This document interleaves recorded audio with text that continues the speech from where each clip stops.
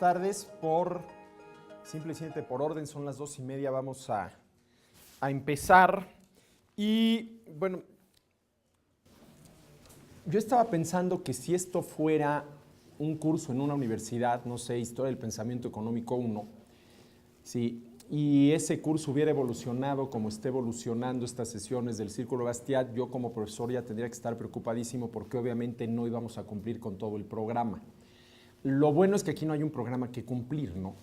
Porque, si mal no recuerdo, esto es la cuarta o la quinta sesión. Es la cuarta y no hemos pasado del párrafo 3 del capítulo 1 de la ley, ¿no? Y si analizamos el libro, al menos en la traducción de Lucy, pues son 17 capítulos, ¿no? 17 capítulos. Y uno dirá, no, pues evidentemente no vamos a acabar el programa. Aquí lo bueno es que no hay ningún programa que cumplir, ¿no?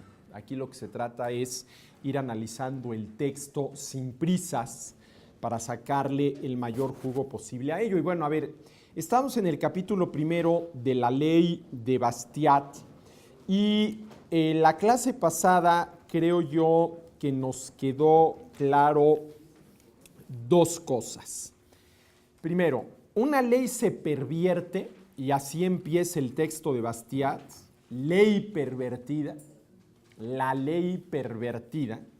Una ley se pervierte cuando, además de garantizar derechos, defiende intereses o satisface necesidades. Ahora, claro, estrictamente hablando, no es que la ley defienda intereses y mucho menos satisfaga necesidades, sino que hay leyes que se promulgan en defensa de ciertos intereses y por lo tanto prohibiendo determinadas actividades, como podría ser la competencia en un determinado mercado, y hay leyes que se promulgan con el fin de satisfacer determinadas necesidades a través de los llamados programas sociales de los gobiernos, etcétera, etcétera, ¿no? Pero yo creo que queda claro, y no creo traicionar el espíritu de Bastiat al decirlo así, que la ley se pervierte cuando se redacta y promulga o para defender intereses, y estaríamos hablando, digámoslo así, de todo el mundo del mercantilismo, o se promulga para satisfacer necesidades, y entonces estaríamos hablando en términos generales del mundo del socialismo, ¿sí?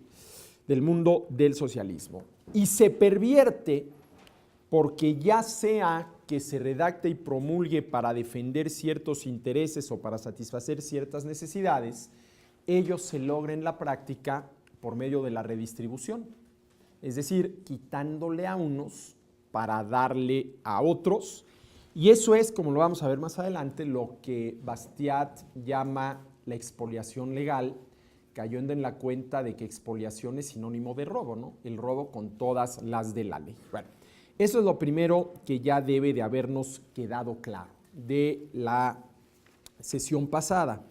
Y otro punto que también vimos en la sesión pasada, y esto salió de lo que dice Bastiat en el párrafo tercero del capítulo primero, es que los derechos de la persona a la vida, la libertad y la propiedad son anteriores y superiores a los estados, a las leyes y a los gobiernos, y que los estados, las leyes y los gobiernos se justifican en la medida en que reconocen plenamente esos derechos, los definen puntualmente y los garantizan jurídicamente.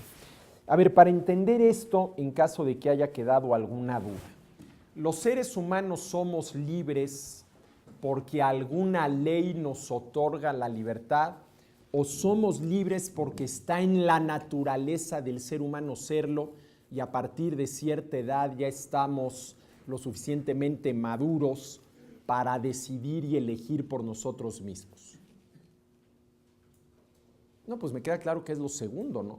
Todos los que estamos en este salón somos libres, no porque alguna ley y por lo tanto algunos legisladores, quienes redactaron esa ley, nos otorguen la libertad, sino porque está en la naturaleza del ser humano serlo. Por eso, por ejemplo, a la libertad se le reconoce como un derecho natural, porque está en la naturaleza del ser humano decidir y elegir. Llega un momento en la vida de todos nosotros en los cuales ya tenemos esa capacidad para decidir y elegir, lo cual no quiere decir que también tengamos la capacidad para decidir y elegir correctamente. Son dos cosas totalmente distintas, ¿no? Y ahí es donde empiezan los roces entre el padre y el hijo adolescente, ¿no? Que el hijo adolescente ya tiene la capacidad para decidir y elegir. Ya no quiere que papá o mamá decidan y elijan por él, pero papá y mamá se dan cuenta de que todavía no tiene la capacidad para decidir y elegir correctamente. Son dos cosas distintas, ¿no? Bueno, entonces, creo yo que debe de quedar claro de la sesión pasada, uno, que la ley se pervierte cuando se redacta y se promulga para defender intereses o para satisfacer necesidades. La defensa de los intereses a través de una ley tiene que ver con el mercantilismo, la satisfacción de necesidades a través de una ley tiene que ver con el socialismo, ¿sí? Tiene que ver con el socialismo. Ahora, a ver, ustedes me dirán, creo que lo del mercantilismo ya debe de haber quedado más o menos claro, no insistí ya mucho en ello. Pero esto de las leyes redactadas y promulgadas para satisfacer necesidades, a ver, pongamos un ejemplo. A ver, si hay alguien que considera que el ser humano tiene derecho a la vivienda digna y se promulga una ley para que se haga lo que se tenga que hacer de tal manera que todos los que habitan ese país tengan acceso a una vivienda digna, es un típico ejemplo de lo que estoy diciendo, ¿no? Porque más allá de que la vivienda sea o no un derecho, lo que sí de claro es que es una necesidad. Los seres humanos necesitamos tener un techo, ¿sí?, debajo del cual cobijarnos. Y tan es así que cualquier ser humano aspira a ello, ¿no? Desde el que se mete a las cuevas, allá a los inicios de la historia de la humanidad, hasta los que son capaces de construir torres de 500, 600, 800 metros de altura, ¿sí?, con departamentos para que la gente viva, ¿no? Pero la pregunta es si por ley se pueden satisfacer esas necesidades. Y este es un tema al cual vamos a volver más adelante, y lo menciono ahorita nada más, de cuál es la manera correcta de concebir y practicar los derechos. Porque muchas veces se dice, no, es que el ser humano tiene derecho a la vivienda digna. Y lo que va implícito en esa afirmación es que como yo tengo derecho a la vivienda digna, pues alguien más tiene la obligación de proveerme vivienda digna, ¿no? Y es ahí donde empiezan las preguntas. Bueno, ¿y quién va a ser ese alguien más? Ah, pues el Estado, ¿de acuerdo? ¿Y de dónde va a sacar el Estado los recursos para proveernos a todos de vivienda digna? Bueno, hoy, mañana o pasado mañana esos recursos van a salir del bolsillo de los contribuyentes. Pero bueno, ahí está eso. Y lo segundo que debe de haber quedado claro es que esos derechos naturales a la vida, a la libertad y la propiedad, sí son anteriores y superiores al Estado, a sus leyes, a sus gobiernos, y que estos, los gobiernos, las leyes y los estados tienen razón de ser o podrían justificarse en la medida en que reconozcan plenamente, definan puntualmente y garanticen jurídicamente esos derechos. Y a ver, abro un paréntesis nada más para explicar una cosa que puede no haber quedado clara. ¿Qué quiere decir esto de definir puntualmente derechos? Yo creo que queda claro qué quiere decir reconocer plenamente los derechos de los demás. Yo estoy convencido de que no puedo ir por la vida fastidiándolos a ustedes. También queda claro qué quiere decir eso de garantizarlos jurídicamente. Por ejemplo, que se redacte una ley donde claramente se diga no matarás, que tiene que ver con el derecho que todos tenemos a la vida. Pero ¿qué quiere decir esto de definirlos puntualmente? Definirlos puntualmente. Y pongo un ejemplo relacionado con el derecho a la propiedad, que está muy ligado con el derecho a la libertad. A ver, yo en mi casa, mía de mi propiedad, ya pagada totalmente al banco, es decir, por donde le busquen, es mi casa. ¿Puedo hacer la fiesta más estruendosa que me dé la gana? ¿Sí o no? ¿Cuál es el límite? No fastidiar al vecino. Entonces, a ver, yo hago una fiesta muy estruendosa en mi casa y ni siquiera en el jardín de mi casa, dentro de mi casa. ¿Sí? Y digo, pues tengo el derecho a hacer la fiesta que me dé la gana, tan estruendosa como yo quiera, porque es mi casa. Y como decían por ahí, mi casa, mi castillo, y en mi castillo mando yo. Sí, pero ¿qué sucede cuando tanto estruendo acaba fastidiando al vecino, quien tiene también todo el derecho de poder descansar sin mucho ruido en su casa? Entonces, allá hay un conflicto de derechos de propiedad. Y vamos a suponer que no se ponen de acuerdo entre los vecinos para solucionar ese conflicto y recurren a la autoridad, ¿no? Entonces, ahí la autoridad lo que tiene que hacer es definir el derecho de propiedad o decir cuál de los dos derechos de propiedad, el que tú tienes de armar una fiesta muy estruendosa en tu casa o el que tú tienes de descansar sin mayores sobresaltos en la tuya, es el que va a prevalecer. Ahí se tiene que definir el derecho de propiedad de quién va a prevalecer sobre el del otro. Entonces, en ese tipo de conflictos es cuando entra este asunto de definir los derechos de propiedad, ¿sí? Definir los derechos de propiedad. Bueno, dicho lo cual, continuemos. A ver, vámonos por favor al párrafo cuarto, ¿sí? ¿Y quién me hace favor? Bueno, ya que lo tengo aquí cerca, Volcán, sí, porque esto se transmite, aunque ustedes no lo crean, a toda América Latina, ¿eh? Entonces, a ver, hazme favor de leer el capítulo número cuarto, perdón, el párrafo número cuarto. ¿Qué es entonces la ley?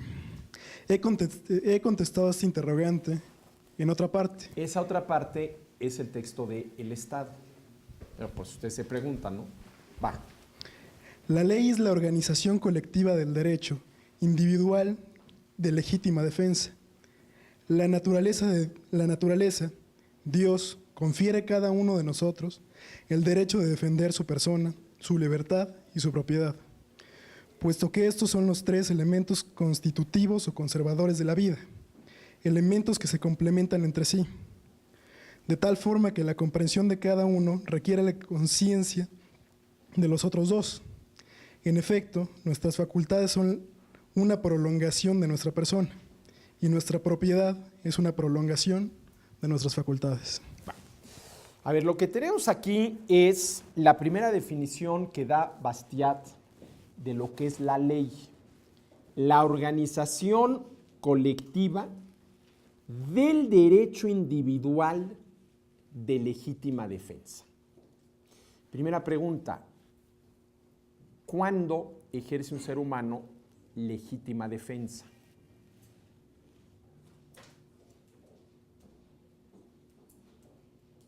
Hombre, jóvenes, no me digan que no. Claro, cuando es sujeto de una agresión. A ver, ¿tenemos o no tenemos el derecho de defendernos ante las agresiones? ¿Sí? Claro que sí. Ahora, por ahí, no sé por qué se me ocurrió ahorita, alguien podría decir, bueno, ¿dónde queda aquello que se menciona en los evangelios de que cuando te den una cachetada pongas la otra mejilla, ¿no? Bueno, pareciera ser que ahí se está señalando claramente que no tenemos derecho a la legítima defensa y que si alguien me da una cachetada tengo que poner la otra. Bueno, pero ¿cómo habría que entender este pasaje del Evangelio? Una manera de entenderlo es esto, ¿no? Ahí a lo que está llamando Jesús es a la sumisión. Te dan una bofetada, pon el otra mejilla para que te abofeten la otra.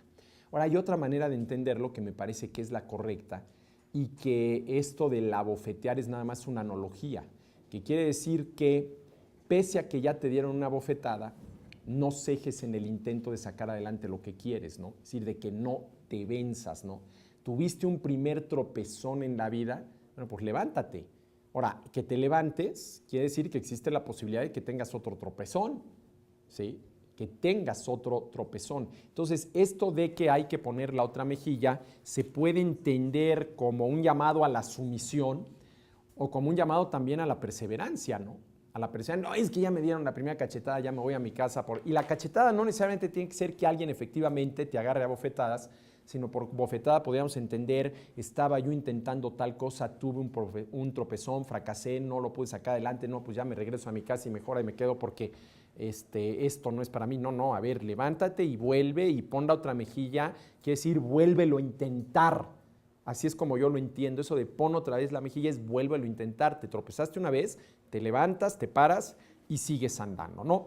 Pero bueno, a ver, queda claro que nosotros tenemos el derecho a la legítima defensa cuando alguien más nos agrede, ¿sí? Yo creo que a nadie se le puede calificar negativamente si se defiende ante la agresión de un tercero.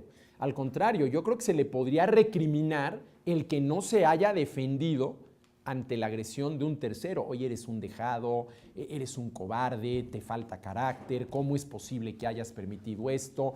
¿Que no te das cuenta que se está cometiendo una injusticia en contra tuya? Ya despierta, reacciona, ¿sí? Date cuenta de lo que está pasando, ¿sí? Y ese derecho es un derecho individual, es un derecho que todos nosotros tenemos, Ahora bien, ¿qué es lo que está diciendo Bastiat? Que cuando llegamos a vivir en colectividad, y probablemente esa colectividad, esa comunidad ya es lo suficientemente grande, tal vez convenga organizar ese derecho individual que tenemos a defendernos cuando somos agredidos, organizarlo de manera colectiva, lo cual supone varias cosas. Primero que nada, tener muy claro qué supone una agresión: matar, secuestrar, mutilar, robar. Y de ahí vendrían una serie de preceptos o reglas: no matarás, no secuestrarás, no robarás, es decir, no atentarás contra la vida, no atentarás contra la libertad, no atentarás contra la propiedad. Entonces, bueno, ahí está ya muy claro, ¿sí?, cuáles son las reglas del juego entre nosotros. Ahora me dirán ustedes, bueno, ¿y realmente hace falta dejar así muy claras, esculpidas en roca, esas reglas del juego? Pues yo creo que sí, ¿no? Para que no haya pues es que yo no sabía, es que se me olvidó, es que nunca lo había pensado así, ¿no? Mira, allí están, ¿sí?, las reglas del juego. No matarás por respeto al derecho a la vida. No secuestrarás en cualquiera de sus manifestaciones por respeto al derecho a la libertad, y no robarás en cualquiera de sus manifestaciones por respeto al derecho a la propiedad. Miren, en pocas palabras es la diferencia entre, y voy a utilizar las palabras en inglés porque creo que lo dejan muy claro, entre right y law, entre derecho y ley. A ver, yo tengo el derecho a la vida. Todos nosotros tenemos el derecho a la vida. Ese derecho a la vida de cada uno de nosotros supone la obligación de todos los demás de no atentar en contra de nuestra vida. Ese es un derecho. Bueno, para que las cosas queden muy claras, conviene redactar y promulgar una ley, law, que diga no matarás. Conviene, para no dejarlo ahí a la libre interpretación de cada quien. No es que para mí eso del derecho a la vida, pues no es un derecho, es una arbitrariedad, vayamos a saber quién. Bueno, tú podrás creer lo que quieras, nada más que en esta comunidad esas son las reglas del juego, ¿no? Esas son las reglas del juego. Entonces, si vamos a organizar colectivamente el derecho individual de legítima defensa, lo primero que hay que hacer es dejar muy claras, y esto quiere decir por escrito, cuáles son las reglas del juego, para que no haya tutía. Segundo lugar, que me parece fundamental, hay que establecer a priori, para que todo el mundo sepa a lo que se atiene, cuáles son las sanciones en caso de que ustedes falten a esas reglas. ¿Cuál es la sanción por matar? ¿Cuál es la sanción por violar la libertad de las personas? ¿Cuál es la sanción por robar? Eso es lo segundo que hay que hacer, ¿no?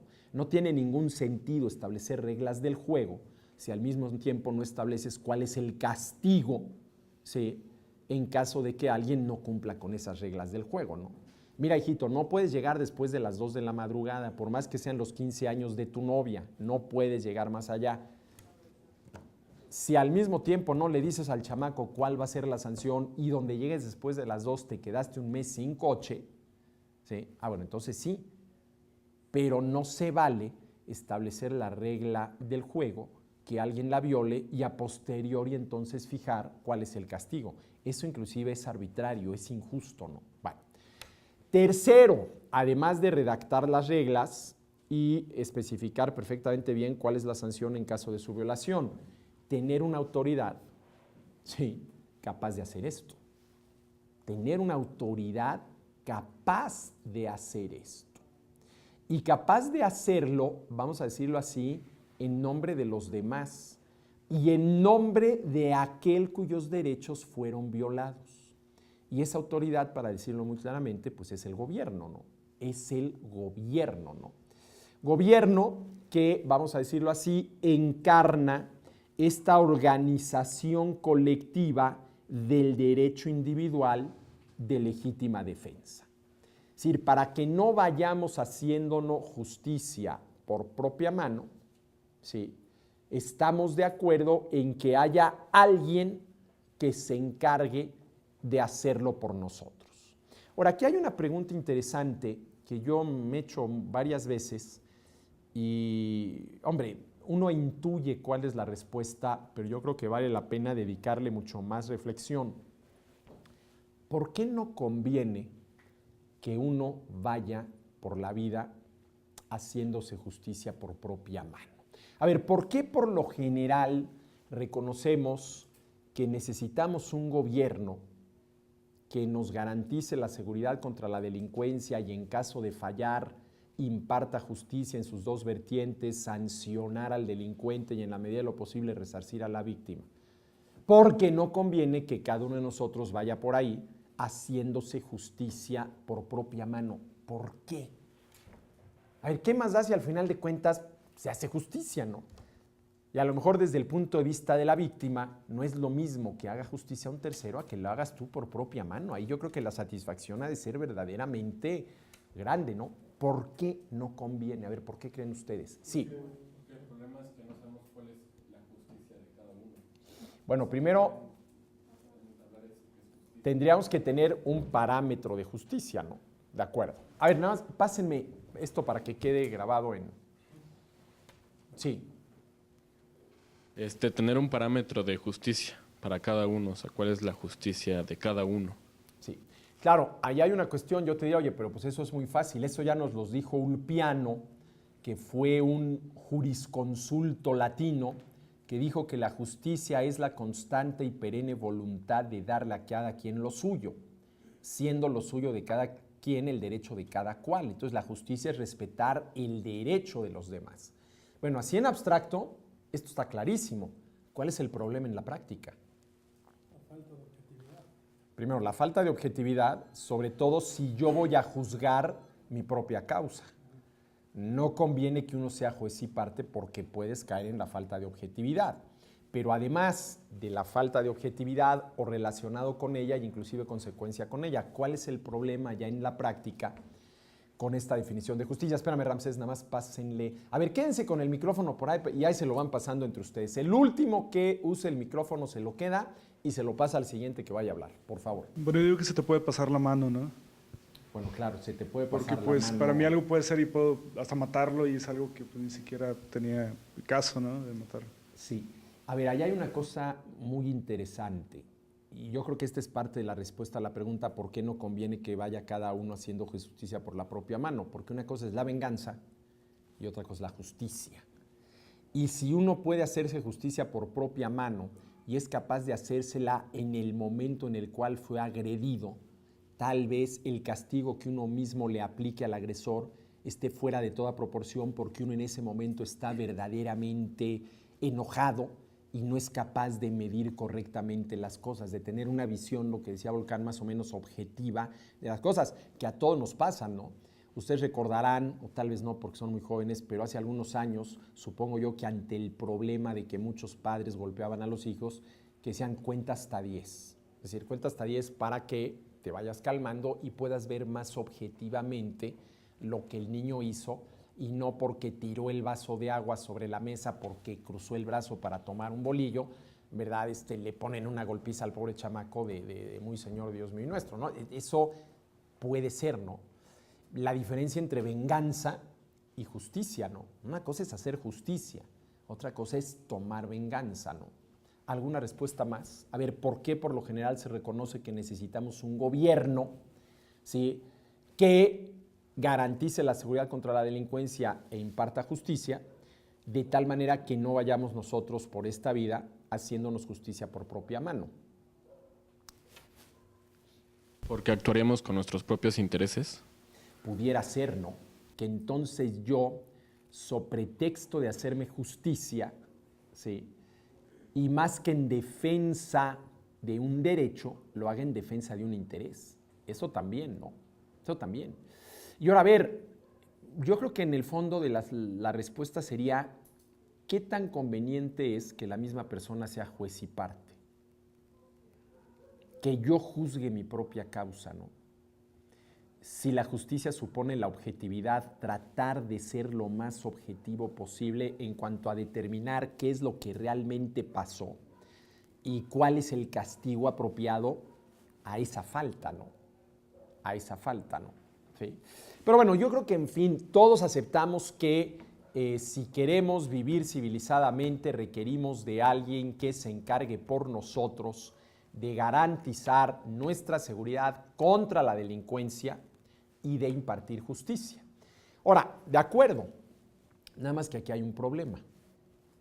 ¿Qué tan eficaz puede ser un gobierno, aunque sea todo lo honesto que podamos imaginar, para cumplir con esa primera tarea, que es garantizar la seguridad contra la delincuencia?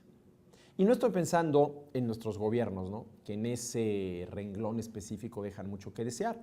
Vamos a suponer un país ideal, ¿no?, en el cual no hay más crímenes de los que normalmente se dan en un país bien gobernado, civilizado, ¿no? No es que de pronto te levantes tú una mañana y encuentres en un paso a desnivel en Boca del Río, Veracruz, 38 cadáveres. No, no, no. Es que te robaron la cartera, se metieron a tu casa y te robaron todos los aparatos electrónicos. Hay de vez en cuando, hay un asesinato, pero muy de vez en cuando. Y hombre, pues de vez en cuando se roban coches, ¿no? ¿Qué tan eficaz pueden llegar a ser los gobiernos? Ahora, esa eficacia depende mucho de la honestidad, porque si la policía está coludida con el delincuente, es socia del delincuente, bueno, pues sí, ya la cosa está perdida, ¿no? Y claro, el primer elemento del Estado de Derecho, o uno de los primeros, es una policía honesta. La policía, el policía que esté en la calle, ese tiene que ser honesto, y de esa honestidad depende mucho su eficacia. Pero suponiendo que sea 100% honesto y suponiendo que la honestidad tenga grados, que yo no lo creo, eres o no eres honesto, ¿sí?, ¿qué tan eficaz podría ser? Una honestidad del 100% por parte de la policía garantiza una eficacia del 100% en garantizarle al ciudadano la seguridad contra la delincuencia. Pues no, ¿verdad? Pero bueno, en fin, esa es harina de otro costal, ¿sí? Ahora, a ver, volviendo a esto, la ley es la organización colectiva del derecho individual de legítima defensa, Ahora, claro, lo que se va a preguntar Bastiat a lo largo de todo el texto es qué sucede cuando por medio de la ley quienes detentan el poder político son los que te agreden. Y yo le agregaría una pregunta ya de mi propia cosecha. ¿Y qué sucede, y esto es todavía mucho más interesante, cuando los agredidos ya ni siquiera se dan cuenta de que están siendo agredidos? Inclusive cuando algunos de los agresores tampoco se dan cuenta de que están agrediendo. Y ustedes dirán, bueno, ¿pero esto es posible? Sí, y déjenme contarles algo que me pareció ayer. Ayer mantuve yo un, ¿cómo le podríamos llamar?, diálogo con el secretario del Trabajo del Gobierno del Distrito Federal, cuyo nombre es Benito Miró, una persona de 60 y tantos años, a quien le tocó vivir todo el movimiento del 68 aquí en México, socialista, del gobierno de izquierda de la Ciudad de México. Y este diálogo lo mantuve hasta donde es posible mantener un diálogo vía Twitter, ¿no? ¿Por qué? Porque de pronto me llegó ahí un tuit que decía que en el PRD, que es el partido de izquierda, se está formando una coalición a la cual pertenece este señor Benito Miró para defender el verdadero socialismo. Y entonces yo puse que, bueno, pues, ¿cuál es el verdadero socialismo? ¿Qué tiene de más el verdadero socialismo que no tenga, pues, este socialismo que tenemos ahorita, que por contraposición sería el socialismo de mentiras, ¿no? Y dije yo, preguntando, que si el verdadero socialismo iba a ser más expoliatorio que este socialismo de mentiras que tenemos ahorita, ¿no? Y inmediatamente me respondió este señor Benito Miró y me dijo, no, el verdadero socialismo lo único que busca es mejores oportunidades para todos y la justicia social. Y la justicia social, ¿no? Y entonces yo le contesté diciéndole que si hay algún sustantivo que pierde su sustancia cuando lo adjetivas, sobre todo con el adjetivo social, ese sustantivo es justicia. La justicia social podrá ser muy social, pero ya no es justicia. Porque ¿qué se entiende por justicia? Que hay alguien que le está quitando a unos para darle a otros, ¿sí? Bueno, ese era mi argumento.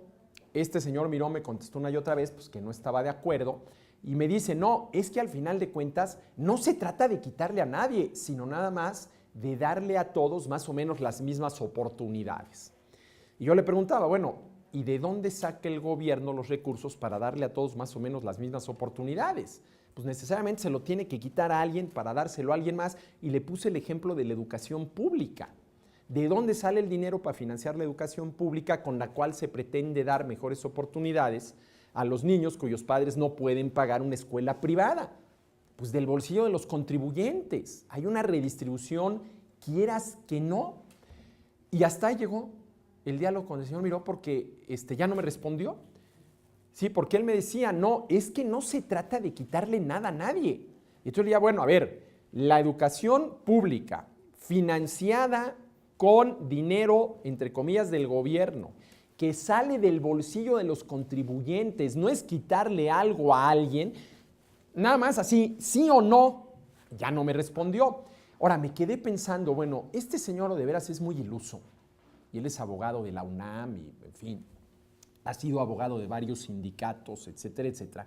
Es muy iluso, o de veras no se había dado cuenta de lo que pasa cuando yo, gobierno, le doy algo a alguien. Bueno, ¿qué es lo que pasa?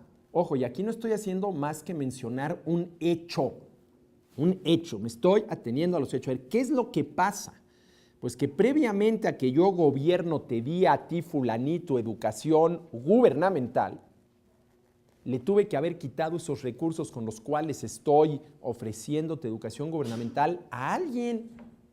Digo, ese es un hecho.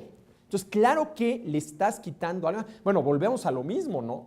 No hay nada que el gobierno le dé a alguien que previamente no se lo haya quitado a alguien más, pudiendo ser el mismo.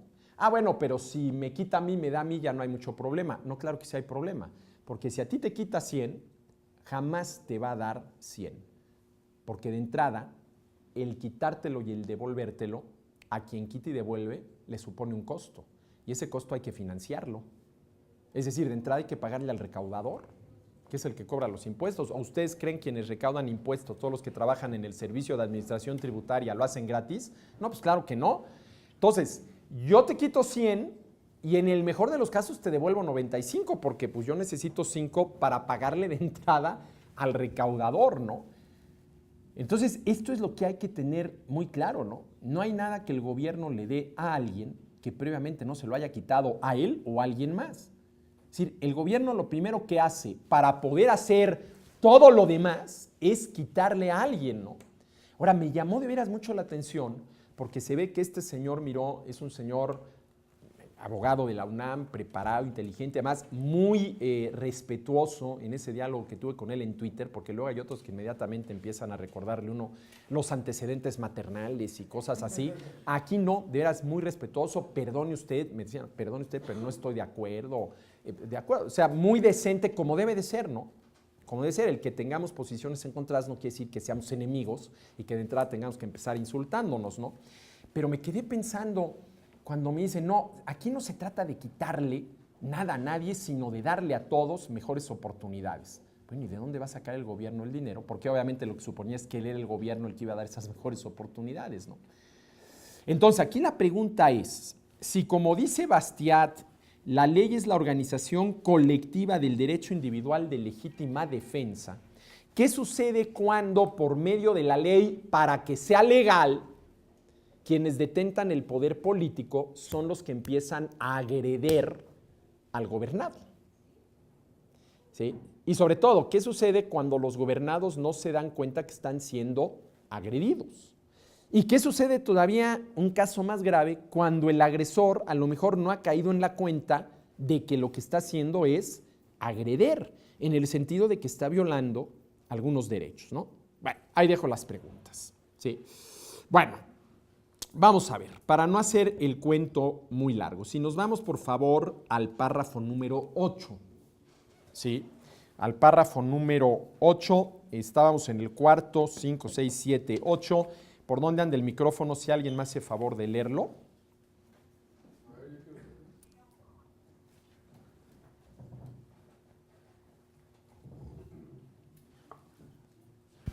Por lo tanto, esto es evidente. La ley es la organización del derecho natural de legítima defensa.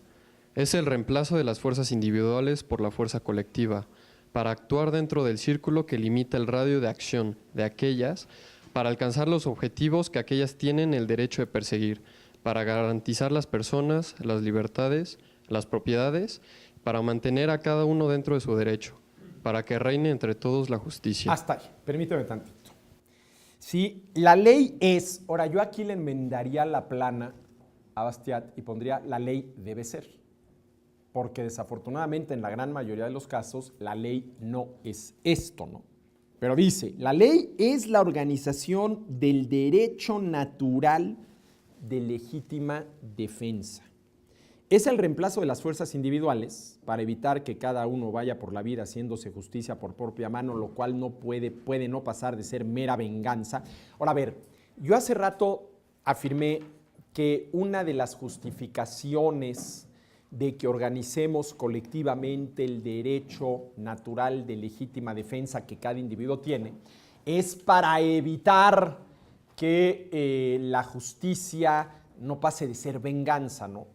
Voy a decir algo que ojalá y no quedara, sí, aquí grabado para la posteridad, pero a ver, lo digo entre paréntesis, ¿no? Y nada más como una inquietud que yo he tenido de un asunto sobre el cual todavía no tengo una opinión acabada y tal vez por eso no debería de estar diciéndolo aquí, pero en fin. A mí hasta hoy nadie me ha quitado de la cabeza el hecho de que la impartición de justicia, si realmente es justicia, no es más que la manera más o menos civilizada de ejercer la venganza. Vamos a suponer que alguien asesina con toda alevosía y ventaja a alguien más. Que en el juicio se prueba sin lugar a dudas de que efectivamente fulanito asesinó con toda alevosía y ventaja a menganito. ¿Sí? Y que los familiares de menganito, si en el momento en el cual el asesino estaba asesinando, ¿sí?, a menganito, hubieran podido en ese momento, le hubieran pegado un tiro al asesino, que dicho sea de paso es lo que cualquiera de nosotros haría, ¿no? Lo cualquiera de nosotros haría, ¿sí? Y que la pena, el castigo en esa comunidad por asesinato es la pena de muerte y a este hombre se le va a justiciar vía la inyección letal, ¿sí? Vía la inyección letal. Bueno, yo me pregunto, y insisto, ¿no? Y yo cada vez que menciono esto, los abogados no me tildan de literalmente bárbaro, de que no he tenido las luces intelectuales suficientes para ver clarísimamente la diferencia entre lo que es la venganza y lo que es la justicia, ¿no? Esa señora con los ojos vendados, con la, sí, la balanza perfectamente bien nivelada, ¿no? Pero bueno, pues al final de cuentas, que el impartir justicia no es la manera civilizada. Ahora, claro, a lo mejor aquí lo importante es lo de civilizado, ¿no? Sí, de ejercer la venganza.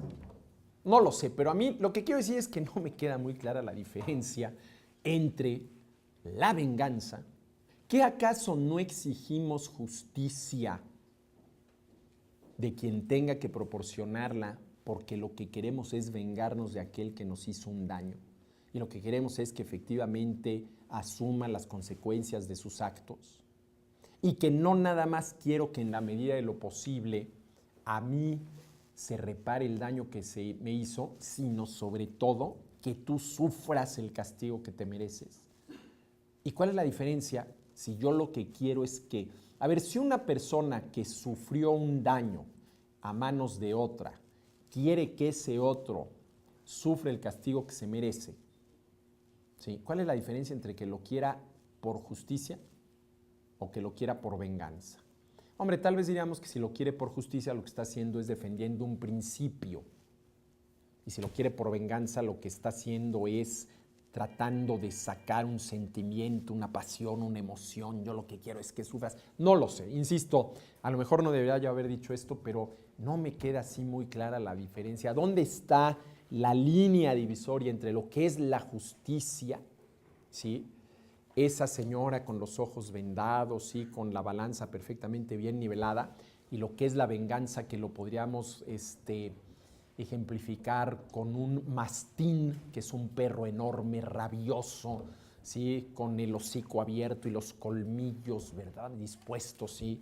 A arrancar un pedazo de carne de aquel del cual queremos vengarnos, ¿sí? No lo sé, hombre, me queda muy claro cuál es la diferencia entre una señora y un mastín. Lo que no me queda muy claro es cuál es la diferencia. Pero bueno, en fin, ahí está este asunto, ¿sí? Garantizar las personas. A ver, aquí con garantizar las personas, que Bastiat lo repite una y otra vez, yo creo que al final de cuentas se está refiriendo a la vida, ¿no?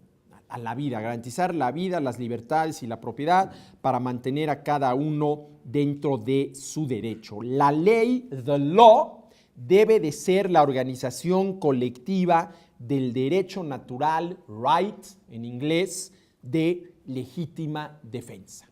Ahora, fíjense qué dice, si me haces favor de seguir leyendo los últimos 4 renglones de este párrafo. Ahí hay una cosa muy interesante.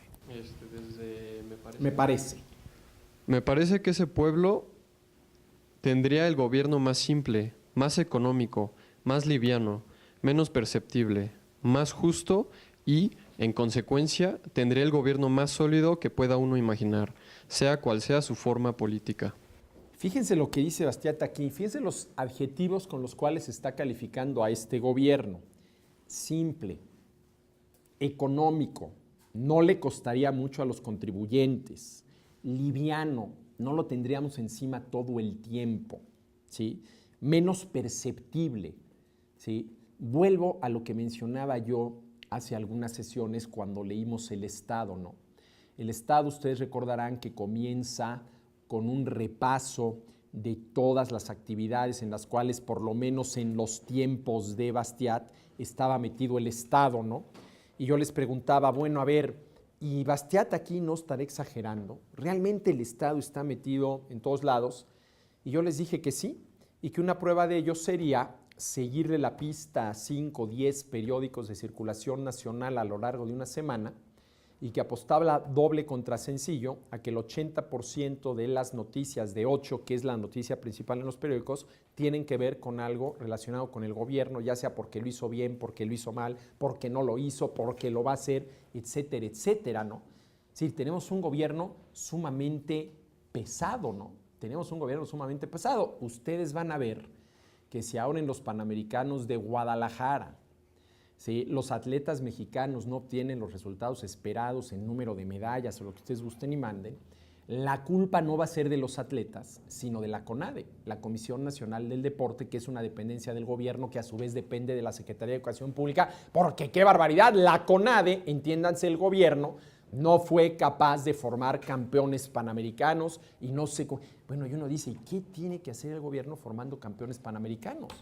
Ahora, yo no niego la importancia de tener campeones panamericanos. Lo que cuestiono es si esa es una tarea del gobierno, ¿sí? Entonces, esto que dice Bastiat de tener un gobierno menos perceptible, que no se note, más justo y en consecuencia tendría un gobierno más sólido. A ver, ¿por qué? Porque parece ser que el que mucho abarca, poco aprieta. Entonces, si el gobierno, además de ser gobierno y tener la responsabilidad de garantizar la seguridad contra la delincuencia y de fallar impartir justicia, le anda haciendo ¿sí? Desde el petrolero hasta el educador de la gente, desde el mecenas de las artes hasta el promotor del deporte, pues está abarcando muchísimo. Y yo nada más me pregunto, el que mucho abarca, ¿cuánto aprieta? Un gobierno más simple, más económico, más liviano, menos perceptible, más justo. Yo no sé por qué aquí Bastiat esto de más justo no lo puso con mayúsculas, porque así eso va toda su crítica. Y en consecuencia tendría un gobierno más sólido. A ver, nada más el asunto de más económico. Económico, obviamente, al menos así lo entiendo yo, para los contribuyentes, quienes al final de cuentas somos quienes financiamos a los gobiernos, ¿no? Hoy, mañana o pasado mañana, todo el gasto del gobierno sale de los impuestos de los contribuyentes. Miren, yo hice las cuentas para el gobierno mexicano el año pasado. A ver, si el año pasado el gobierno federal, otra cosa son los estatales y municipales, nada más el gobierno federal, el que encabeza Felipe Calderón, se hubiera dedicado única y exclusivamente a garantizar la seguridad contra la delincuencia y de fallar a impartir justicia, reconociendo que la lucha a favor de todos los otros bienes y en contra de todos los otros males son responsabilidad de cada quien, como sucede en una sociedad de gente verdaderamente libre y por lo tanto responsable. Si se hubiera limitado a eso, ojo, con un solo impuesto, uno solo, del 1.2% al consumo de la gente, hubiera bastado para financiar esas tareas. A ver, ¿cómo saqué los cálculos? Muy sencillo, me metí al presupuesto de egresos de la Federación del 2011, que está ahí en la página de Hacienda, y además, de veras, aquí sí hay que reconocerlo que, sobre todo la Secretaría de Hacienda y el Banco de México, en cuanto a presentar información estadística a los usuarios, han avanzado mucho, ¿no? Sobre todo esto del presupuesto, si ustedes lo quieren analizar, hoy es mucho más fácil que hace 5 y que no digamos 10 años. Entonces me metí a analizar el presupuesto de egresos de la Federación, vi cuántas de esas tareas que desarrolló el gobierno federal el año pasado tenían que ver con estas dos, garantizar seguridad contra delincuencia, por ejemplo, e impartir justicia. Pues obviamente todo el gasto del poder legislativo, ¿no? Lo primero para lograr eso es que necesitamos redactar y promulgar leyes. Todo lo que tiene que ver, por ejemplo, con la Secretaría de Seguridad Pública, el Ejército, la Secretaría de Marina, es decir, todas las tareas que dentro del presupuesto de egresos de la Federación se identifican claramente con esta tarea de garantizar la seguridad contra la delincuencia e impartir justicia. Bueno, entonces dije, a ver, esta, ¿cuánto se gastó el año pasado en esto? Y apunté la cifra, ¿no?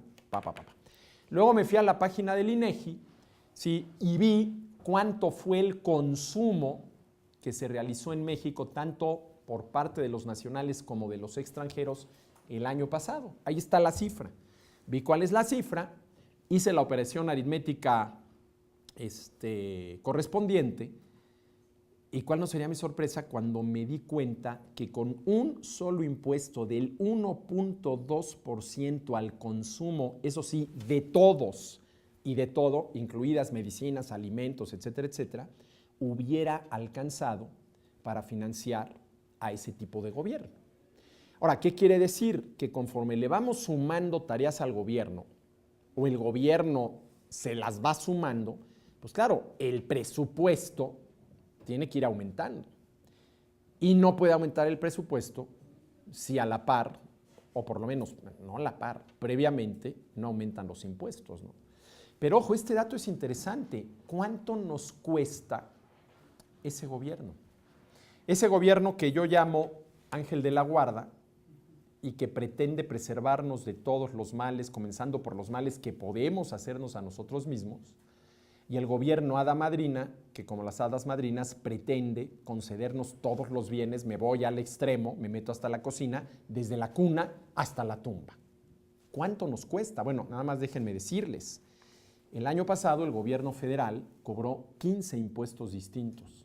Eso no quiere decir que todos nosotros hayamos pagado los 15, no, pero cobró 15 impuestos distintos. Y dicho sea de paso, al inicio de esta administración, el gobierno federal cobraba 11 impuestos distintos, ya vamos en 15. Eliminaron uno, que fue el impuesto al activo de las empresas. Ese lo sustituyeron con el controvertido IETU, el impuesto especial. No, el IETU es el impuesto empresarial de tasa única, y sumaron otros, el impuesto a los depósitos en efectivo, los impuestos a juegos y sorteos y loterías, en fin, empezamos con 11, ya vamos en 15, ¿no? Entonces, esto nos da una idea, por ejemplo, este punto que señala Bastiat, lo económico, ¿no? Lo económico, ¿sí? Bueno, ahora a ver, por favor, las dos primeros renglones del siguiente párrafo, del 9. Bajo un régimen así, cada uno comprendería que carga con la plenitud y la responsabilidad de su existencia. Ahí está el problema. Ahí está el problema. Estamos dispuestos a cargar, a asumir, a enfrentar la responsabilidad que a cada uno de nosotros supone nuestra existencia.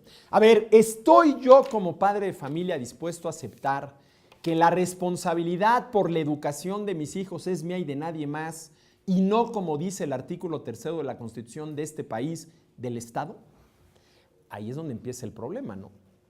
Ahí es donde empieza el problema, porque, a ver, así hablar de la libertad en términos un tanto cuanto abstractos y de la defensa de la propiedad, pues todos le entramos. Pero, a ver, ¿eso qué quiere decir en la práctica? Que no vamos a tener la ayuda del gobierno para nada más que no sea la lucha contra la delincuencia y la impartición de justicia. Que no vamos a tener un gobierno ángel de la guarda que va a estar preservándonos de todos los males, comenzando por los males que pudiéramos hacernos a nosotros mismos. Y tampoco vamos a tener un gobierno hada madrina que nos va a estar ahí concediendo todos los bienes, me meto hasta la cocina, desde la cuna hasta la tumba. En pocas palabras, ¿estamos dispuestos a responsabilizarnos por nuestra existencia, por nuestra vida, por nuestro nivel de vida? Ese es el problema. Ahora, aquí Bastiat lo dice como que por fin le vamos a abrir los ojos a la gente y se van a dar cuenta que cada uno de ellos tiene que ser responsable por su propia vida. Bueno, ¿cuántos están dispuestos, sobre todo partiendo, por ejemplo, de una situación como la que tenemos hoy en día, de responsabilizarse de esto? Miren, el otro día tuve una discusión muy interesante en una clase que doy en el TEC de Monterrey. Estábamos hablando, no sé por qué salió el tema, y de la prohibición de fumar, ¿no? Bueno, a mí me queda claro que por el camino en el que vamos, tarde o temprano, el gobierno va a acabar prohibiendo fumar tabaco. Y entonces, además del narcotráfico, vamos a ver el tabacotráfico y la cosa va a ser peor de lo que tenemos ahorita, ¿no? Sí, y yo decía, bueno, pero a ver, yo estoy de acuerdo que se prohíba fumar en un salón como este, pero no porque esté muy preocupado porque le pueda padecer a tus pulmones si fumas mucho, sino porque no se vale que tú estés fastidiando al vecino echándole ahí el humo de tu cigarro. Nada más, estoy de acuerdo en que en un salón como este se prohíba fumar por respeto al derecho que tu vecino tiene de respirar el aire más limpio de que sea capaz, ¿sí? Hombre, yo creo que estar junto a alguien que fuma y literalmente estar respirando el humo del cigarro, el otro es como tener a alguien junto que le esté a uno dando desapes o todo el tiempo, pues ya deja de molestar, no deja de fastidiar, ¿sí? Bueno, pero si al fumar no fastidia a nadie, pues cada quien sabrá qué hace con sus pulmones, ¿no? Cada quien sabrá qué hace con sus pulmones. Y bueno, en este sentido estaba la discusión y yo decía, no, pues es que no se debe prohibir fumar. Inclusive, por ejemplo, yo creo que es una total y absoluta arbitrariedad que el gobierno prohíba fumar en restaurantes. Es una violación al derecho de propiedad del dueño del restaurante. ¿Sí? Simple y sencillamente que al entrar al restaurante ponga, en este restaurante está permitido fumar. Yo creo que el único que tiene el derecho de prohibir que se fume en un restaurante es el dueño del restaurante. Ahora, bajo advertencia no hay engaño. Si tú ves en este restaurante está prohibido fumar, bueno, tú sabes si entras o no, ¿sí? Nadie te obliga a entrar, ¿sí? Nadie te obliga a entrar. Pero bueno, en fin, Y lo que decía esta persona es, no, pero es que el gobierno sí tiene que prohibir que se fume porque luego al gobierno le sale muy caro atender a todos los que se enferman de enfisema pulmonar. Bueno, yo me pregunto, ¿y por qué el gobierno tendría que atender? Y por ello se entiende obviamente gratuitamente a quienes se enferman, ¿sí?, de enfisema pulmonar. Y miren que este es un tema que a mí me llega muy de cerca porque mi papá murió de enfisema pulmonar porque de los 15 a los 72 años se fumó 3 cajetillas de cigarrillos al día. ¿Sí? Ahora, de eso a que yo diga que la responsabilidad por el enfisema pulmonar y por el tratamiento, ¿sí?, de mi padre era del Estado, pues hay una gran diferencia. Evidentemente que el único responsable, el único de lo que le pasó a mi padre por en ese renglón fumar, haber sido tan terriblemente irresponsable, fue mi papá. Ahora, nada más en ese renglón, en todos los demás renglones fue un excelente padre, pero en ese pues sí fue un irresponsable, ¿no? Literalmente era de los que prendía un cigarro con el otro, ¿no? Yo me imagino a mi padre y siempre me lo imagino con el cigarro, ¿no? Ahora, aquí está el asunto, a ver, yo fumo 3 cajetillas de cigarrillos al día. Y al paso de 30 años tengo un enfisema pulmonar que estoy respirando con el 50% de la capacidad pulmonar que debería tener y por lo tanto voy por la vida literalmente asfixiándome. Y consiguientemente con mi tanquecito de oxígeno a todos lados. Bueno, ¿quién fue el responsable de todo ello? Yo. Y que yo haya sido el responsable de haber adquirido enfisema pulmonar por haber fumado 3 cajetillas de cigarrillos diarias durante 30 años, quiere decir que yo tengo que enfrentar los costos de mi enfermedad. Y aquí volvemos al asunto fundamental de la economía. Esto cuesta, todo tiene un costo, ¿no? Pero claro, si yo digo, no, es que el gobierno es quien tiene que responsabilizarse y atender, entre comillas, gratuitamente a todo aquel que toque a la puerta de una clínica pública de enfisema pulmonar, pues claro, no va a haber recursos que alcancen.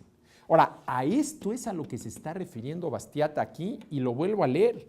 Bajo un régimen así, en el cual el gobierno no haga otra cosa más que garantizar la seguridad contra la delincuencia y impartir justicia, cada uno comprendería que carga, y ya ojo, el verbo que usa, cargar, ¿sí?, que carga con la plenitud y la responsabilidad de su existencia.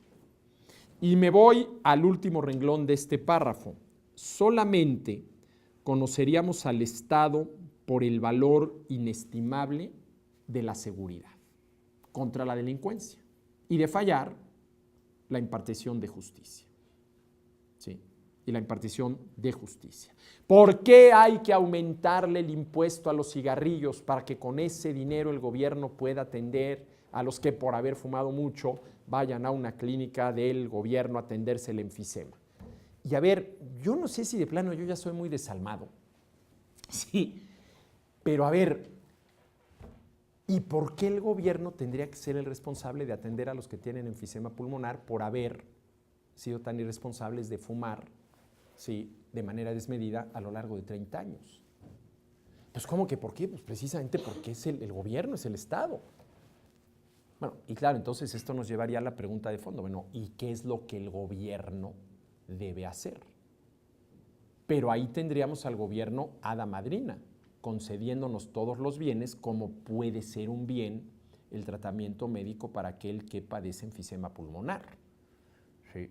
Ahora, aquí el problema de fondo es que, estrictamente hablando, no es el gobierno el que está financiando ese tratamiento. Es el gobierno el que está obligando al contribuyente a financiar el tratamiento de un tercero. Aunque nosotros nunca sepamos, ¿no? Digo, yo pago impuestos, bueno, perdón, no los pago, me los cobran, entonces los pago, y realmente de todos esos pesos que pago no sé a dónde se van, pero de que efectivamente se van a muchas tareas que desde este punto de vista bastiatiano son un abuso, sin duda alguna, ¿no? Sin duda alguna. Ahora, vuelvo a esto, bajo un régimen así, cada uno comprendería que carga con la plenitud y la responsabilidad de su existencia. Ahora, a ver. Y algún día tendremos un gobierno que nada más sea gobierno y que no le haga al ángel de la guarda y a la hada madrina. Hombre, siendo muy honestos y realistas, no lo creo. No lo creo. Pero una cosa es que el gobierno te obligue a ti, Eric, a entregar parte del producto de tu trabajo, que eso es cobrar impuestos, para darle de comer a quien probablemente de otra manera se moriría de hambre. Y otra cosa muy distinta es que te obligue a ti, Eric, a entregar parte del producto de tu trabajo para subsidiar a González Iñárritu, quien va a filmar su próxima película y ya consiguió un subsidio ahí de Conaculta. O que te obligue a ti, Volcán, a entregar parte del producto de tu trabajo para, entre paréntesis, apoyar a todos los deportistas que van a ir a competir ahora a los Panamericanos de Guadalajara. A esto último, apoyar deportistas o hacerle al mecenas de las artes, eso sí yo no encuentro absolutamente ninguna justificación. Sí, Volcán.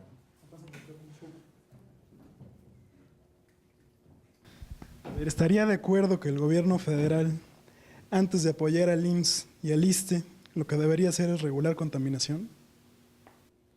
Ah, bueno, ¿y qué no lo hace? Bueno, ahí está, por ejemplo, el programa Hoy No Circula, la obligación que tenemos los automovilistas de verificar el automóvil, las calcomanías.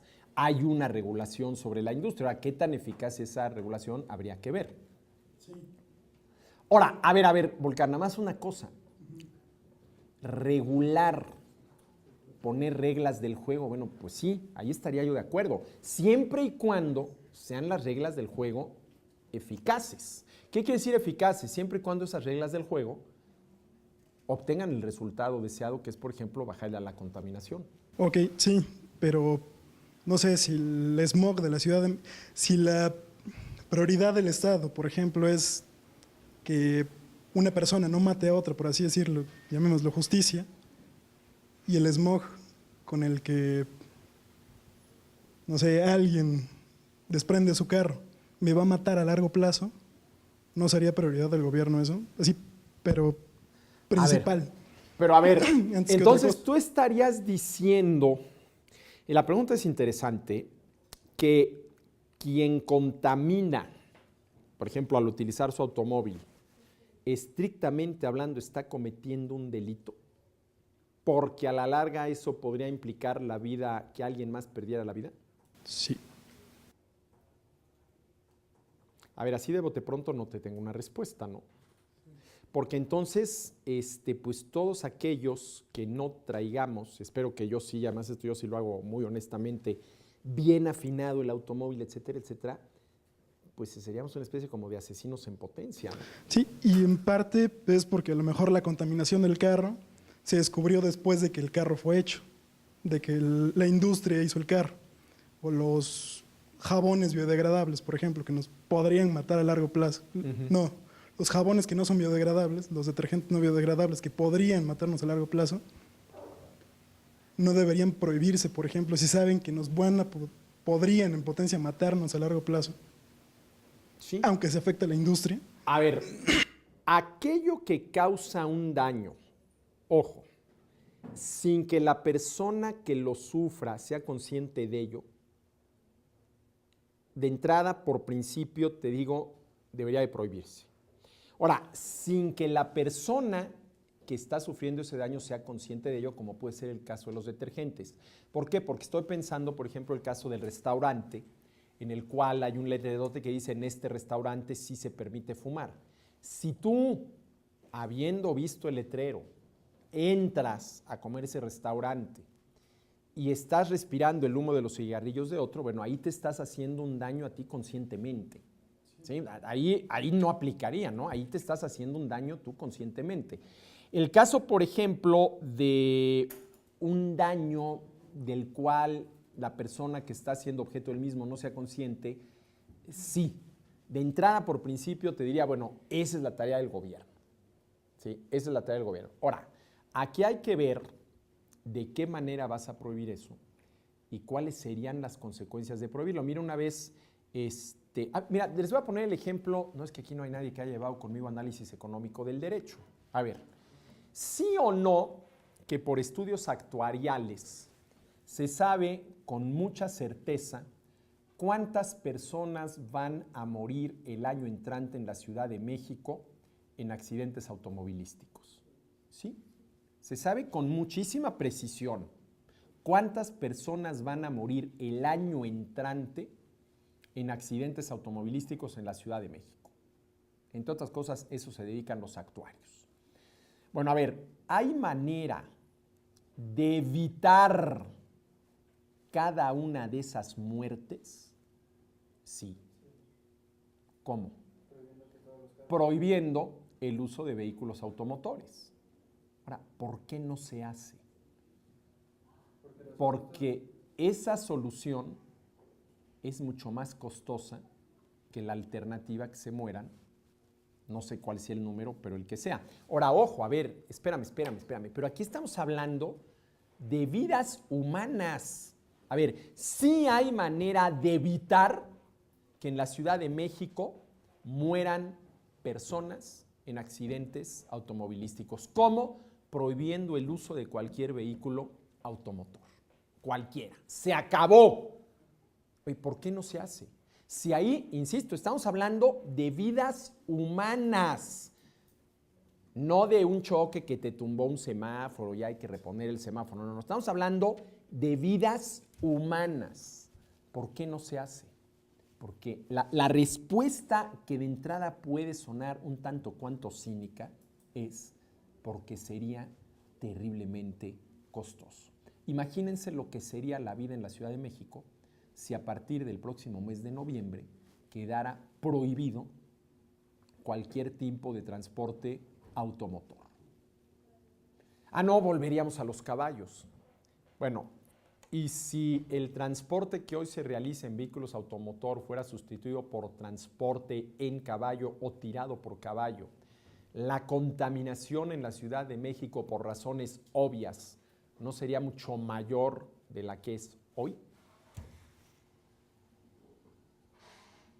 A ver, a lo que voy, Volcán, a reserva de pensarle más a esta pregunta, por lo más interesante es, tal vez tengamos, al menos a mediano plazo, que resignarnos a convivir con ciertos males como puede ser el mal que genera la contaminación. ¿Y por qué? Bueno, a ver, vuelvo a lo mismo. Dejemos el caso tan drástico de las vidas humanas. ¿Hay manera de acabar con la contaminación producto de emisiones vehiculares en la Ciudad de México? ¿Vehiculares? Sí. Bueno, es más, ¿hay manera de acabar con la contaminación en el mundo? Sí. Prohibiendo cualquier actividad, comenzando por las productoras, que generen contaminación. ¿Y por qué no se hace? Pues, ¿cuál sería el costo de eso? ¿Cuál sería el costo de eso? A lo mejor aquí llega alguien ahorita del Verde Ecologista y dice, no, pues claro, por fin Arturo Dam ya prohibimos cualquier actividad contaminadora. ¿Sí? Bueno, ¿cuál sería el costo de eso? Bueno, primero que nada, nuestro nivel de bienestar, con todos los malestares que genera la típica vida moderna en una ciudad como esta, se vendría abajo. La pregunta es, ¿estaríamos dispuestos a cambiar nuestro nivel de bienestar en cuanto, por ejemplo, acceso a ciertos bienes materiales, a cambio de tener un aire impoluto? No, si a mí me preguntan, no. ¿No? No. Entonces, a lo mejor aquí estamos llegando a la conclusión de que efectivamente tenemos que estar dispuestos a mediano plazo a convivir con una serie de males, ¿sí?,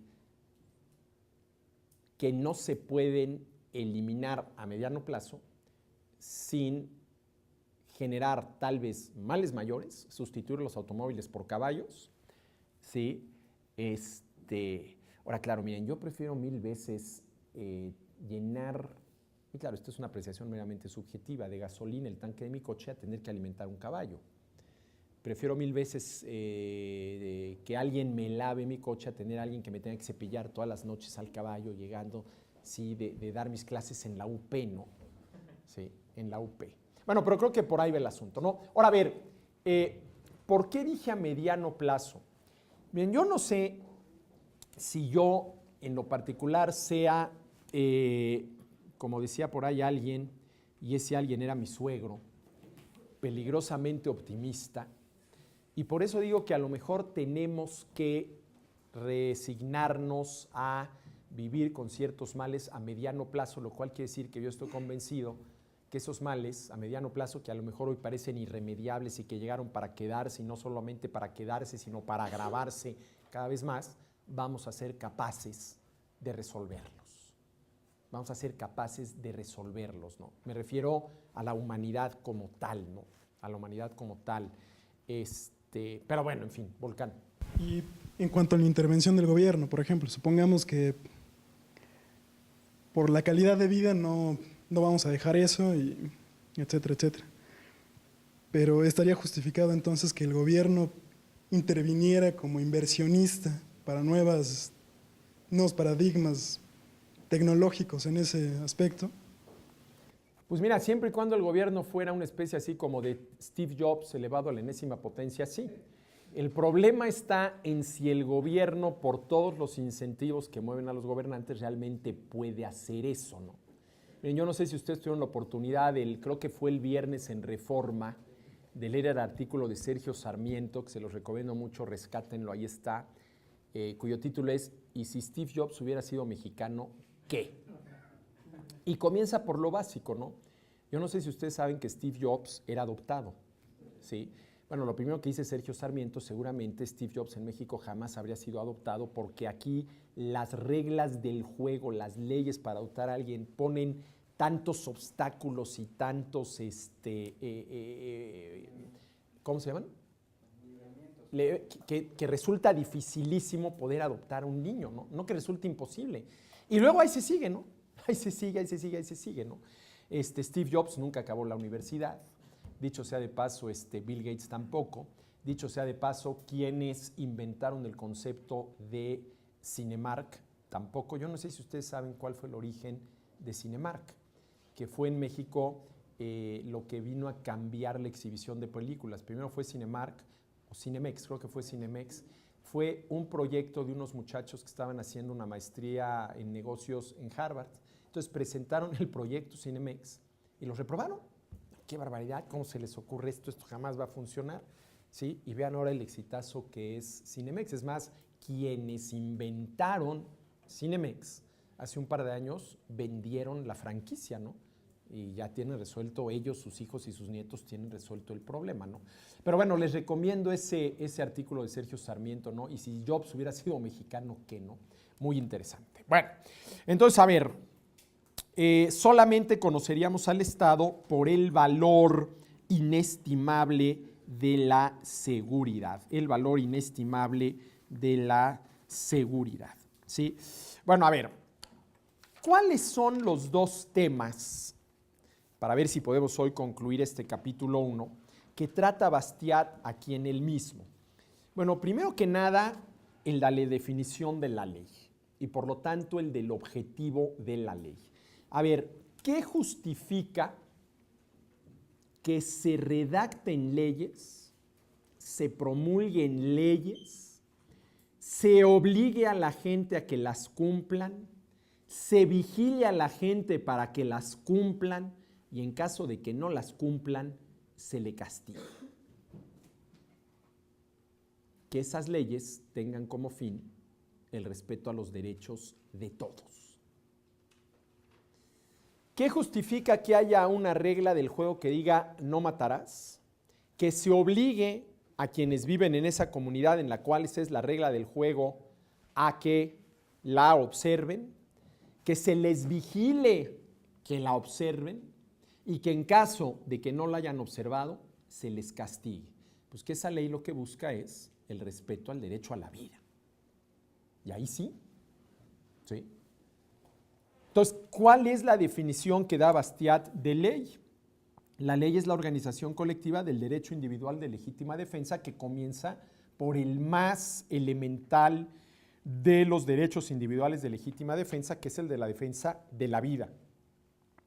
Y luego dice, la ley es, o debe ser, diría yo, la organización del derecho natural de legítima defensa contra las agresiones. Miren, uno de los principios clásicos del liberalismo es precisamente el que dice que el uso de la fuerza solamente se justifica en legítima defensa, lo cual supone que aquel que sin ninguna razón legítima me agrede, porque quiere lo mío, me quiere robar, me quiere esclavizar, está haciendo un mal uso de la fuerza.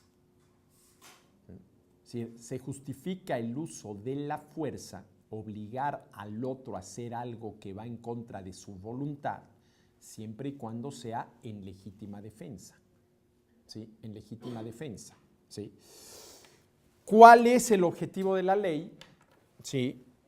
Defender derechos. No intereses, ni tampoco tratar de satisfacer necesidades.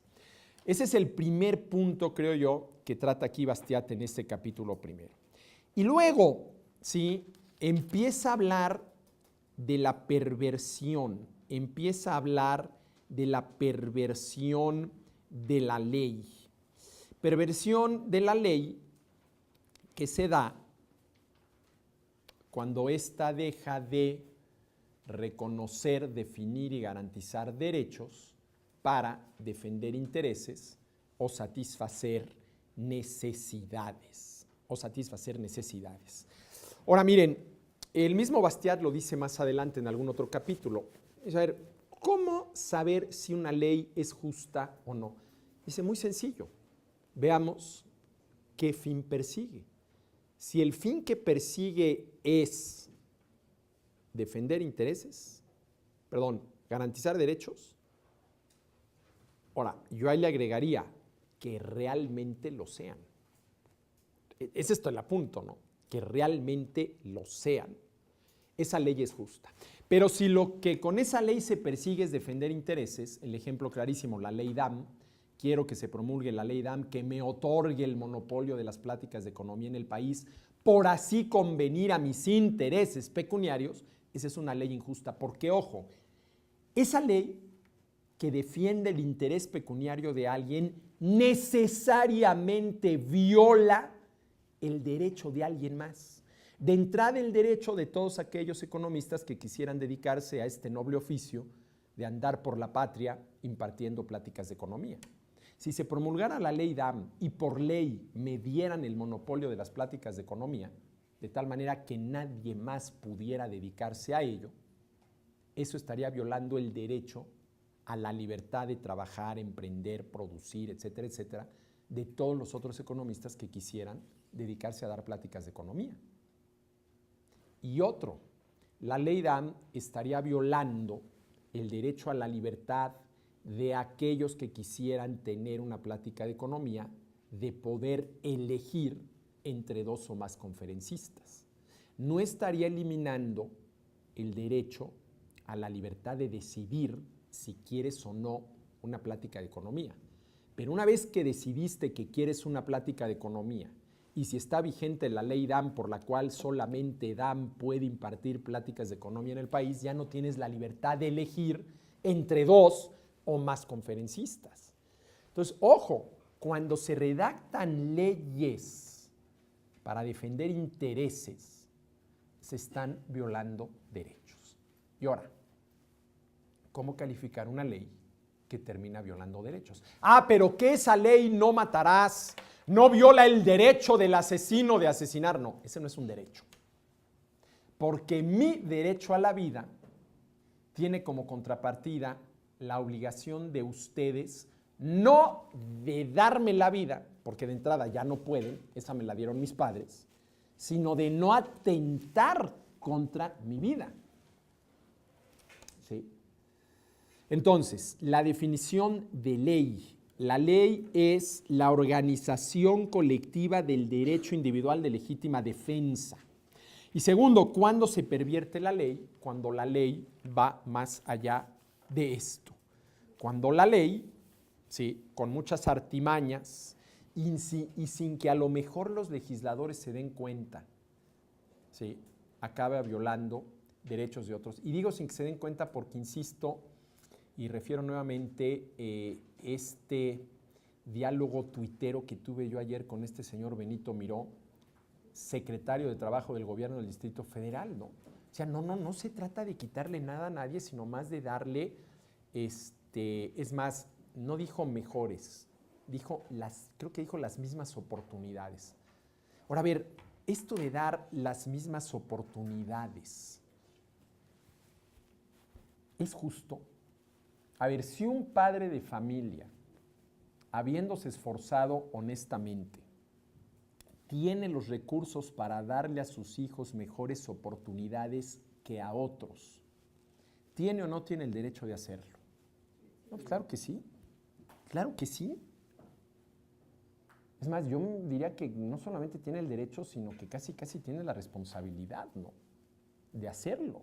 Hombre, de darle a sus hijos mejores herramientas. Sí. Entonces también esto teníamos que pensarlo, ¿no? Sí. Y sobre esto vamos a ir, yo creo que en la última sesión, porque bueno, a ver, ya aquí pregunté hace rato, bueno, ¿y existe alguna posibilidad, por muy remota que la pensemos, de que algún día en un escenario temporal más o menos sensato, 50 años, tener un gobierno de estos? Pues no. Entonces, claro, aquí lo que hay que hacer es minimizar al máximo las posibles arbitrariedades del gobierno. Insisto, a ver, se podría justificar que yo, gobierno, obligue a Eric a entregarme parte del producto de su trabajo para darle de comer a una persona que de otra manera estaría muerta de hambre. Pero que yo obligue a Eric a entregarme parte del producto de su trabajo, ¿sí? Para con parte de ese dinero dárselo y subsidiar, ¿sí? La filmación de la próxima película de González Iñárritu, ¿sí? O la camada de, entre comillas, campeones panamericanos ahora en Guadalajara, hay una gran diferencia, ¿no? Entonces, por eso, aquí lo que al final de cuentas, desde un punto de vista realista, tendríamos que hacer es, bueno, ¿y cómo le hacemos para minimizar al máximo esas posibles arbitrariedades del gobierno, ¿no? Y de eso vamos a venir hablando, ¿sí? De eso vamos a venir hablando. Ahora, ¿cuál es el principal? Y ya con esto termino. ¿Tú querías decir algo, Volcán? Sí. Bastiat de alguna manera justificaría que en México somos esclavos de México, porque la nacionalidad mexicana, por ejemplo, creo que no te la puedes quitar y por tanto tienes que obedecer a las leyes mexicanas, que de alguna manera no te convienen para tu libertad en algunas ocasiones. Tú estás hablando de un tema muy interesante. A ver, el ser humano, el tener una nacionalidad, hombre, más allá del hecho de haber nacido en algún lugar, todo mundo nace en algún lugar, pero la nacionalidad entendida como esa acta de nacimiento donde se certifica que efectivamente tú eres mexicano y el certificado de nacionalidad, etcétera, etcétera. ¿Es un derecho o una obligación? A ver, si yo dijera, a ver, yo no quiero tener nacionalidad, yo quiero ser un ciudadano del mundo. Yo no sé si eso se pueda. Y ahorita llego a mi casa y rompo tanto mi acta de nacimiento mexicano como mi certificado de nacionalidad alemana, que también lo tengo porque mi padre era alemán. Y no me interesa ni lo mexicano ni lo alemán y rompo las dos cosas. Y soy ciudadano del mundo. Bueno, de entrada el problemón y el pasaporte, porque el pasaporte siempre lo expide un Estado-nación. Yo tengo un pasaporte mexicano y tengo un pasaporte alemán, ¿sí? Pero bueno, si ya no soy ni mexicano ni alemán, sino ciudadano del mundo. Claro, es que ahí está el problema. Bueno, a ver, ¿y por qué demonios, perdón por la expresión, necesitamos pasaportes? A ver, ¿para qué sirve un pasaporte? Ah, mira, no tanto para salir de México, pero sí para entrar a Estados Unidos. Sí, pero así como me queda muy claro para qué sirve una vacuna, para que no te enfermes, ¿qué? A ver, vamos a suponer que yo entro a Estados Unidos y el guardia, el que te revisa el pasaporte, le pasé de noche y me pasé y... ¿Cuál es la diferencia? Ninguna. Hombre, tengo muy claro cuál es la diferencia entre que te vacunen y no. Eso está clarísimo y por eso nos vacunamos voluntariamente, ¿no? Pero a ver, ¿por qué necesitamos pasaportes? ¿Por qué necesitamos visas? ¿Sí?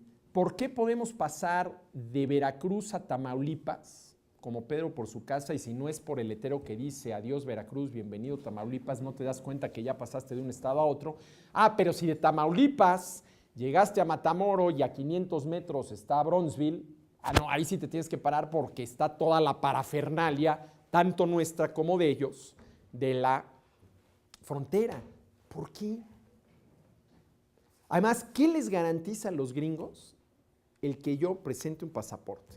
Que soy persona bien portada, que no voy a violar sus leyes. ¿Qué? Hombre, esa es una violación a la libertad de tránsito. A la libertad de tránsito, ¿no? En fin, señores, bueno, son las 4, además ya huele a comida, Yo les agradezco muchísimo que hayan venido. Por favor, siéntanse con toda la libertad de participar, de intervenir, de eso se trata. Yo les pediría que para la próxima sesión, que hoy es en 15, trayeran el 2 y el 3, a ver si logramos avanzar un poquito más para identificar rápido los párrafos ya numerados. Sí, muchachos, muchísimas gracias. Nos vemos dentro de 15 días.